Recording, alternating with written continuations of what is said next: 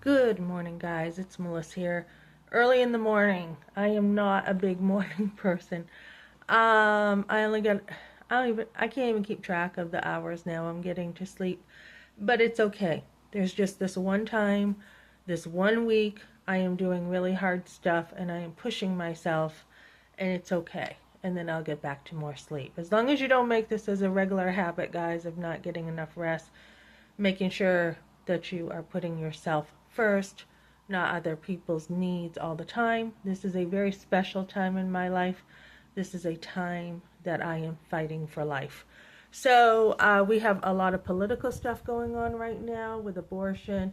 And let me tell you, I am not afraid to stand for truth. I am not afraid to stand at all after everything I have been through with abortion. I am probably someone who is probably very rare dealing with this because not only have I had an abortion, but I am also a mother.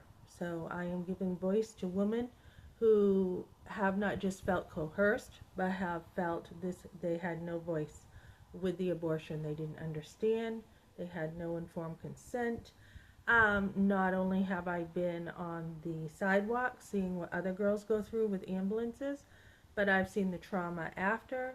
I've seen the post-abortive care with how it's even longer post-abortive care than the 8 to 12 weeks that we now have in place. I'm going to be changing the models that we have and putting new stuff in place. We have suicidal rates that are extreme for women. Most women who have gone through abortion kill themselves. So this is just the beginning. We have not done research on how this affects the grandparents, how it affects society. I want to level up the industry and get rid of abortion, make it unthinkable. So I am not afraid. I've been through a lot in life. We have girls that have come from rough lives, the projects and everything. They don't understand what abortion is in the industry is very, the abortion industry is very happy to not only take their money, but to use them and then have no care after for them. So we want to change the whole narrative of abortion, adding what real stories are like even more. Because not only do the younger generations get pulled into this, but I'm someone who's done a lot of work through this, and then the generation ahead of me did not have time or the resources to work through this because we used to silence women. I have met a lot of older women who haven't even talked about their abortion yet. We want to bring this out to light.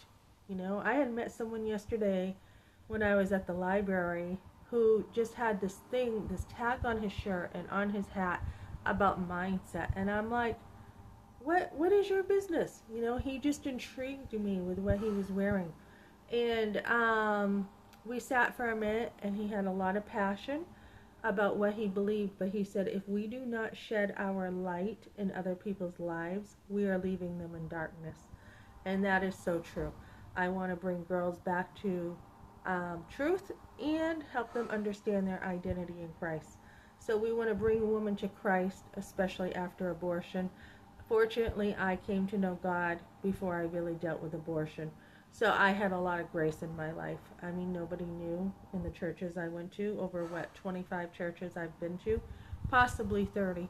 Nobody knew about my abortion until about, what, 6, 7 years ago.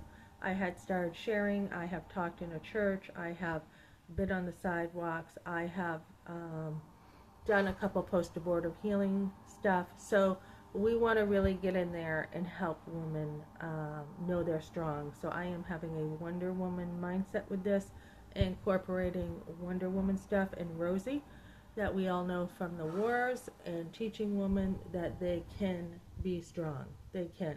And so as I dress today, I've got something a little bit more modern on than the shirt I was going to pick.